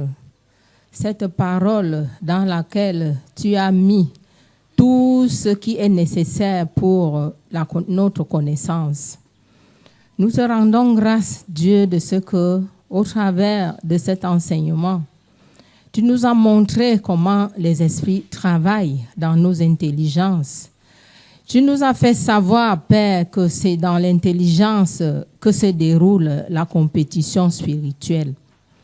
Nous te disons donc merci, Père, de ce que tu nous soutiens dans nos efforts afin que nous puissions véritablement nous mettre à l'étude de ta parole, à la méditation de cette parole, afin que, Père, nous puissions renouveler nos intelligences, nous dépouiller de notre vieil homme, afin que, Père éternel, que nous puissions nous efforcer de contrôler nos pensées. C'est à travers les pensées, Seigneur, que l'adversaire vient nous mettre, vient s'aimer le doute, la peur, le découragement. Mais toi, tu veux, Seigneur, que nous soyons vainqueurs face à toutes les œuvres de l'ennemi. Accorde-nous donc, Seigneur, de revêtir nos intelligences de ta parole afin que nous puissions être vainqueurs contre tous ces esprits qui veulent nous maintenir dans les prisons, qui veulent nous assujettir dans tous les aspects de notre vie. Père Tout-Puissant, par nous-mêmes, nous ne pouvons rien. Notre capacité vient de toi. Nous comptons donc sur toi, Seigneur, pour le soutien que tu nous apportes, pour l'envie que tu nous donnes d'étudier cette parole, parce que c'est cette parole qui nous sauve et qui nous guérit, qui nous libère et qui nous délivre de toutes les prisons de l'ennemi. Notre Dieu, notre Roi, nous te sommes reconnaissants pour ton oint qui nous a enseigné ce matin. Merci, Dieu, de ce que tu nous accordes, de continuer de travailler sur cet enseignement afin que nous soyons fortifiés, afin que nos intelligences soient revêtues en permanence de cette parole pour que nous puissions marcher dans la domination pour sortir du joug de l'adversaire. Nous te disons merci pour cet enseignement une fois de plus. C'est au puissant nom de notre Seigneur de gloire, Jésus-Christ, que nous t'avons prié. Amen. Viens nous bénir. Viens prier pour nous. Derrière Marceline. Oui, non, derrière, oui. Oui, viens nous bénir. Non. Derrière toi. Derrière Marceline. Oui. Tu ne sais pas bénir les gens. Viens nous bénir. C'est comme ça que tu as dit. Tu as des choses à nous dire pour nous bénir. Prends le micro. Bénis-nous. Nous prions. À haute voix. Éternel, Papa, nous te disons merci au Père parce que tu nous as protégés. Tu as permis au Père éternel que nous puissions terminer ce culte dans les très bonnes conditions. Père éternel, maintenant que nous voulons rentrer dans nos domiciles, nous prions que toi seul tu veilles sur nous, que tu nous bénis, que tu nous protèges, afin que, ô Père éternel, que toute cette semaine-ci soit bénissante pour chacun et chacune d'entre nous. Papa, ô Père éternel, que toi seul tu ouvres les portes, que tu ouvres, ô Père éternel, les moyens, afin que, ô Père éternel, tout ce que nous avons reçu ici soit bénissante pour nous dans nos vies. Père éternel, raccompagne chacun et chacune d'entre nous et que ton nom soit glorifié au nom de Jésus. Amen. Amen. Dieu l'a dit. Elle nous a bénis, non? Applaudissez donc pour elle. Jeudi de prospérité. Alors, jeudi soir, en aussi grand nombre que Dieu vous aura choisi.